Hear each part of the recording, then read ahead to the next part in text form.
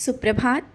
बाबा कहते हैं, मेरे प्यारे बच्चे, जानता हूँ तुम्हारा विश्वास बहुत सब पर हो जाता है।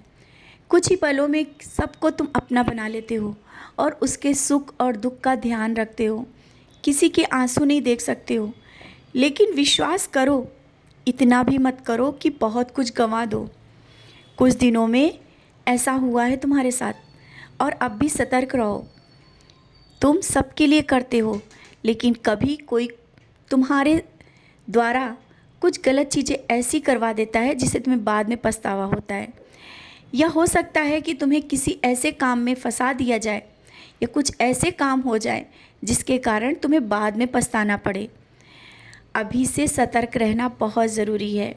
सबको मानो, सबकी सुनो, लेकिन जो तुम्हारा दिल कहता है वो करो।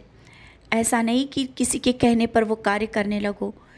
सोच समझ कर जहाँ तुम पैसे लगाना चाहते हो वहाँ लगाओ। और तुम्हारे घर लक्ष्मी का आगमन होने वाला है, इसीलिए तो मैं समझा रहा हूँ। जो अभी तक गया उसे भूल जाओ, आगे बढ़ो। कब तक उन चीज़ों के पीछे पड़े रहोगे कि तुमने ये गंवा दिया, वो खो दिया। अभी जो मैं दे रहा हूँ उसको समझो। अभी तक तुम मेरे संकेतों को भी तुम नहीं समझ पा रहे थे। कुछ दिनों से तुम मेरे संकेत समझ रहे हो, और संकेत समझ रहे हो, इसी कारण तुम्हारे मन को शांति मिल जाती है।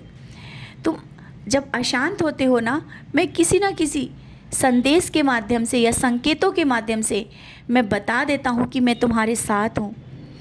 और जो तुम्हारा बुरा चाहते हैं, जो तुम्हारे लिए सोच रहे हैं कि तुम्हारे साथ कुछ ऐसा हो जो तुम पछताओ, बाद में परेशान हो, उसके लिए मैं तुमसे कहना चाहता हूँ कि तुम मत परेशान हो। जो तुम्हारे लिए गलत सोच रहे हैं वे नहीं समझते कि तुम्हारे साथ मैं खड़ा हूँ, और मैं कभी गलत होने नहीं दूँगा। और जादू टोना और तंत्र मंत्र, इन सब बातों को तो भूल जाओ। ये बिल्कुल तुम्हारे ऊपर कोई कर नहीं सकता है। और जो हुआ है वो भी सब सही हो गया है, मैंने सही कर दिया है। तुमने अपने कर्मों के माध्यम से, अपनी भक्ति के माध्यम से उन सब चीज़ों को ऐसे ही दूर कर दिया है। शायद तुम समझ नहीं पा रहे हो। जहाँ पर तुम्हारी भक्ति और विश्वास होता है, कोई नकारात्मक शक्ति प्रवेश नहीं कर सकती है।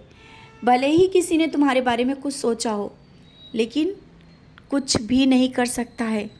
तुम्हारे घर के, परिवार के, बच्चों के लिए मैं खड़ा हूँ ढाल बनकर आगे, और जो भी होगा उसे पहले मैं देखूँगा।